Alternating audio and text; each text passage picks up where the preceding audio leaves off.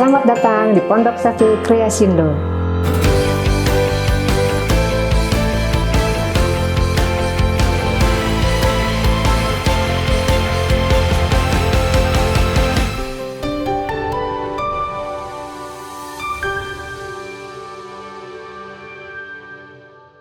Baik, selamat pagi Bu Ana.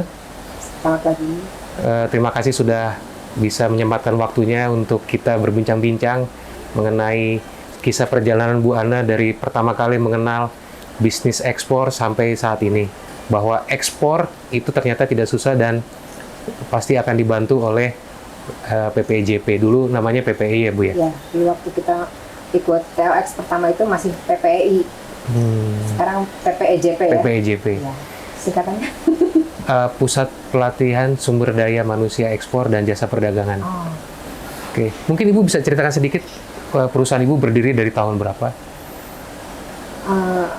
Bismillahirrahmanirrahim. Alhamdulillah, usaha ini dulu berjalan dari tahun 2003. Awalnya masih kecil-kecilan, hanya punya 4 mesin.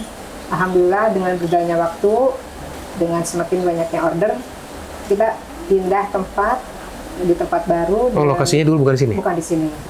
Dulu masih di rumah lah ya, masih di rumah. Akhirnya kita beli mesin baru. Kita beli 12 mesin lagi. Alhamdulillah order ramai itu jalan terus ya. Jadi kita mulai pindah ke sini itu tahun 2005 sampai sekarang alhamdulillah kita masih produksi. Dengan berbagai macam suka, duka, rintangan gitu. Pasti ada lah ya setiap itu, dan dengan saya juga mengikuti beberapa pelatihan, saya juga ikut menjadi beberapa binaan. Alhamdulillah mulai terbuka lah untuk ikut pameran dalam negeri, luar negeri. Akhirnya bisa mencoba untuk ekspor juga gitu. Kan biasanya pengusaha itu Bu, kalau ditawari ekspor biasanya kan awalnya biasanya agak menolak gitu Bu. Nah ini Ibu kenapa bisa tertarik? 2005 itu saya belum mengenal ekspor karena saya sudah punya order rutin. Lokal Bu ya? Ya lokal. Jadi seperti saya tuh kita udah dipegang gitu. Jadi kita nggak boleh bikin produk lain, kita nggak boleh jual ke tempat lain, hanya untuk dia aja gitu di Jakarta. Tapi kita karena usaha juga tempat juga udah semakin besar kan, nggak mungkin kalau cuma hanya ngerjain itu. Jadi saya coba bikin sejadah anak, bikin keset gitu ya. Kita jual ke buyer lain tanpa harus mengurangi ordernya dia gitu. Dari situ kita juga udah mulai, kita kalau misalnya kekurangan modal, ada yang nawarin ikut binaan aja gitu, ikut ini. Jadi saya dari dulu udah mulai ikut komunitas, misalnya Creative Women Community kayak gitu. Itu juga dari situ baru tahu bahwa untuk ikut pameran ke luar negeri kita bisa ikut dari Kemendak lah atau apa. Nah itu terus pertama saya ikut binaan Telkom, ternyata saya ditawarin untuk ikut pelatihan itu TLX itu dari PPI. Iya, nah, alhamdulillah itu semakin terbuka luas lah wawasan saya gitu, bahwa ternyata ya ekspor itu tidak sulit. Kita waktu itu ikut pelatihan kan tahun 2012. Nah sebelum tahun 2012 itu sebetulnya sudah pernah ada buyer Jepang yang mau order banyak. Nah karena kekurang pahaman saya mengenai ekspor, order itu akhirnya batal karena buyer itu tidak mau bayar DP. Karena Ibu belum ada pengetahuan tentang ekspor. Tentang ekspor itu seperti apa gitu kan, ngeri juga gitu. Padahal dia udah bilang, Ibu tidak usah kirim ke Jepang, Ibu tinggal kirim ke pabrik saya di Surabaya. Sebetulnya sih nggak sulit ya. Terus semua dia sudah pilih desainnya sudah oke, dia sudah pilih, sudah kita hitung harga segala macam. Begitu mau deal, ternyata dia tidak mau DP dengan jumlah pesanan sebanyak itu kan saya was-was juga ya. Saya tidak mengerti dengan cara pembayaran LC, TT seperti itu. Ternyata setelah order itu batal, saya baru ikut pelatihan tahun 2012, baru tahu bahwa itu ternyata bisa gitu seperti itu dengan ikut pelatihan itu. Supaya lebih aman bisnisnya ya. Iya, ternyata ada bank penjamin, ada apa gitu, pemerintah juga bisa mengcover pas segala macam. Terus ada yang nakut-nakutin kan, hati-hati loh kalau ekspor nanti dokumennya kurang titik aja nanti bisa nggak dibayar. Ternyata enggak, setelah ikut pelatihan itu bisa semua, itu nggak akan sulit gitu, ternyata seperti itu. Jadi ya sudah, mungkin akhirnya saya nggak kapok sih dengan menerima order itu. Saya masih ikut komunitas lain, saya ikut pelatihan lagi, dan ternyata saya masih ada yang nawarin juga untuk mencoba kerjasama dengan Malaysia atau apa, saya masih coba gitu. Berarti sesudah 2012 itu ibu ikut pelatihan, ekspor pertamanya di tahun berapa tuh Bu? Alhamdulillah waktu setelah tahun 2012 pada saat hampir selesai mengikuti TOX itu, saya dapat tawaran untuk mengikuti pameran di Jepang, interior Dari siapa, Bu? Tokyo. Itu dari Kemendak dan kerjasama dengan Asian Japan Center. Mungkin diajukan juga dari PPI gitu kan, diajukan untuk ikut kurasi. Alhamdulillah kita terpilih 3 orang dari Indonesia. Pameran di sana alhamdulillah kita semua free, dari akomodasi, dikasih uang saku, transport, makan semua free, dikasih uang saku juga. Dan kita di sana alhamdulillah dapat order pertama untuk kirim ke Jepang. Itu keset motif piano. Itu memang dalam negeri, luar negeri emang laku lah saya kalau dulu jualan itu. Kalau setiap pameran dalam negeri juga saya pasti laku yang keset piano seperti itu. Oke, setelah itu ada lagi Bu, dapat bayar. Setelah itu ada juga yang ikut nawarin kerjasama untuk bergabung pembuatan toko di Malaysia.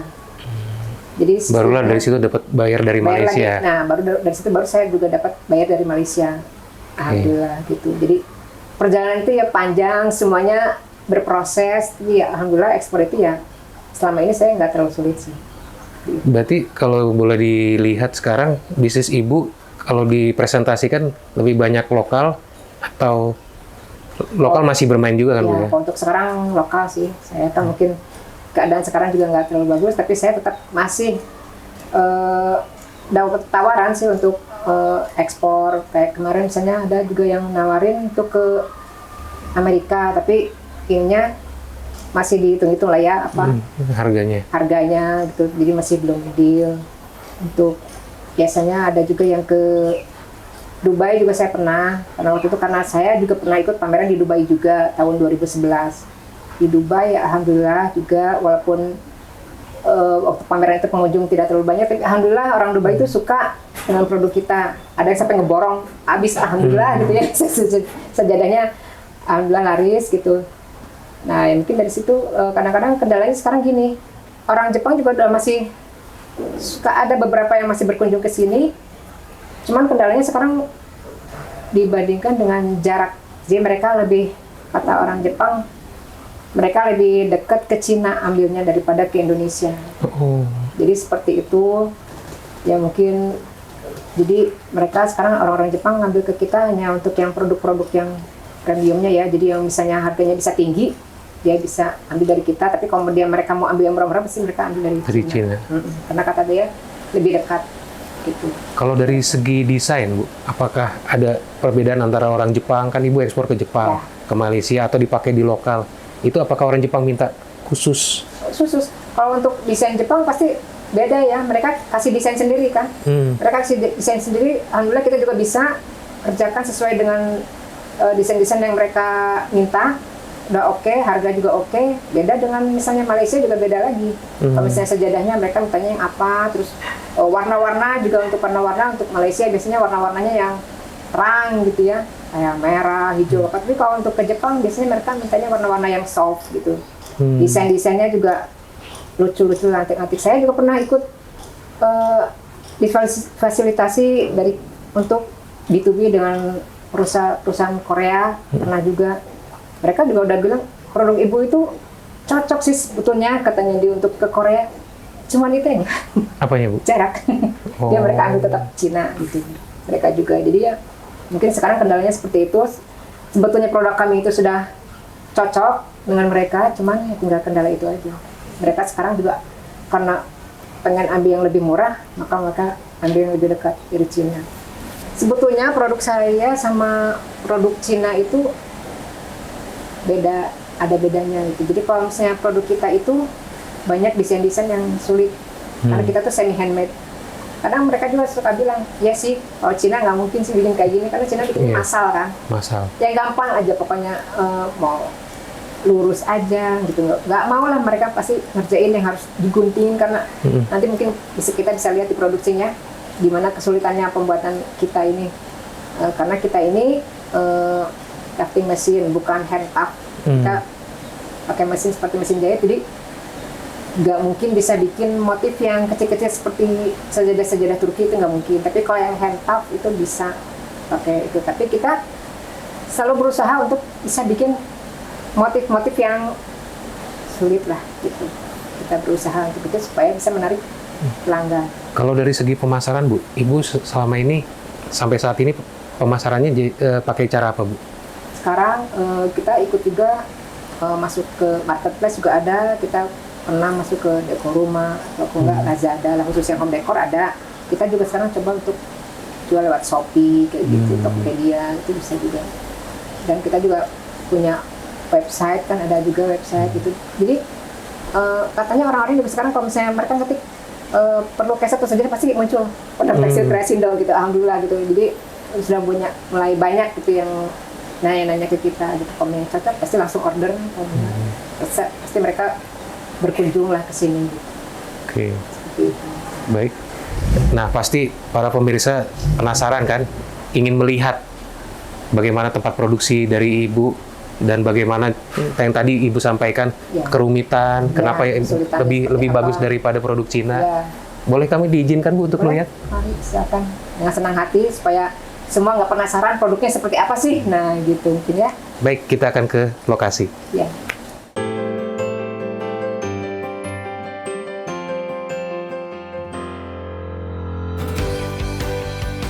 Jadi awal mulanya kita terima order, karena saya banyak terima custom, jadi banyak pesanan tuh yang harus kita gambar sendiri awalnya. Jadi kita potong kanvas itu sesuai dengan pesanan, ukuran dan desainnya. Jadi nggak semua untuk itu kotak, tapi ada yang bulat lah, ada yang oval gitu. Jadi semua kita digambar sendiri, Bu, ya? Digambar sendiri, kita buat sesuai order. Setelah itu kita kasih pinggiran supaya tidak jebol si kanvasnya. Setelah itu, setelah dikasih pinggiran, kita gambar manual di kanvasnya. Ya, dari gambar manual baru kita naik ke mesin. Jadi menjahit itu sesuai apa yang sudah kita gambar gitu. Jadi dia tahu misalnya gambar ini warna apa, gambar ini warna apa. Jadi sesuai dengan gambar. Setelah dijahit dasar, baru kita masuk ke mesin untuk jahit bentukan. Nah, setelah dibentuk, kalau untuk sajadah biasanya langsung naik ke bordir. Nah, kan kadang ada yang minta bordirnya masjid, ada yang minta bordirnya Ka'bah, ada yang bordir bunga, itu macam-macam, beda-beda gitu. Terus setelah kalau sajadah, setelah dibordir baru langsung di QC. Terus kadang ada yang pengen pakai nama, nah itu sebelum bordir biasanya untuk pakai nama itu ya. Nanti setelah bordir baru kita bentuk itu si nama-namanya. Dibentuk benar-benar pakai tangan, kita handmade semua gitu itu ya. Itu yang membedakan produk Ibu dari produk Cina tadi. Iya, makanya kita ya agak lama, kalau mungkin Cina mungkin langsung bikin banyak cepet lah gitu ya. Tapi kalau kita kan benar-benar ya harus handmade gitu, karena saya mengutamakan kualitas gitu ya, mengutamakan kualitas dan keindahan. Jadi semua dibentuk dengan rapi, setelah selesai semua baru packing. Selesai, kita kirim langsung sesuai permintaan pemesan. Misalnya kirim yang pakai apa, bisa kita kirim.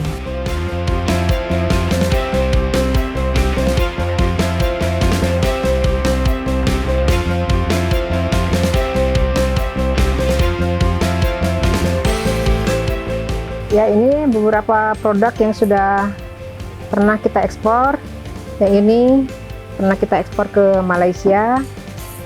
Terus kemasannya sejadah ini seperti ini, udah pakai tas, jadi sangat mudah untuk dibawa. Misalnya untuk sholat Id ini paling cocok karena empuk ya, jadi nggak sakit kalau duduk di bawah. Nah, seperti ini mudah untuk dibawa. Kemudian ini yang pernah kita bawa juga untuk ekspor ke Jepang. Kemudian motif-motif seperti ini yang pernah kita bawa untuk Korea seperti ini. Dan ini kita ini ada yang tingginya 2 cm, ini lebih empuk, ini banyak dipakai untuk hotel-hotel di Bali. Ini produk-produk masih banyak lagi sih produk-produk kita yang kemudian karpet besar, karpet panjang untuk masjid juga pernah kita bikin. Terima kasih atas kunjungannya ke tempat kami. Mudah-mudahan semua suka dengan produk kami, dan jangan lupa follow Instagram kami @acrylicsmatchofficial. Terima kasih. Baik, kita sudah berkunjung di tempat produksi Ibu Ana. Kita sudah melihat bagaimana proses produksi yang dilakukan di sana. Kira-kira apa closing statement supaya teman-teman di luar sana yang baru berbisnis ekspor itu tertarik untuk belajar di PPJP mengenai ekspor? Ya, untuk teman-teman yang baru memulai usaha ataupun yang sudah lama berusaha, jangan putus asa, harus semangat, harus mau ikut setiap pelatihan, coaching klinik dan segala macam. Jangan takut untuk bergabung dengan pemerintah, terutama PPEJP. Semua rintangan, tantangan dalam melakukan usaha itu tidak akan bisa diatasi tanpa kita memahami apa itu ekspor dan bagaimana cara berekspor. Makanya saya sebagai mantan TOX dari PPEJP, dulu namanya TOX, sekarang adalah coaching ya. Coaching program. Iya, coaching program. Mari kita bergabung dengan PPEJP untuk mengikuti coaching program agar wawasan kita lebih terbuka untuk berani ekspor. Semangat. Baik. Demikian wawancara kita kali ini dengan Ibu Ana. Terima kasih Bu atas waktu yang diberikan. Jangan lupa untuk para pemirsa supaya jangan ketinggalan informasi mengenai pelatihan ekspor, bagaimana itu ekspor dan sebagainya terkait dengan ekspor, tetap follow Instagram, YouTube dari PPJP. Saya Victor dari PPJP. Saya Ana Wigandinin dari Pondok Tekstil Kreasindo. Sampai ketemu lagi di episode selanjutnya. Salam ekspor.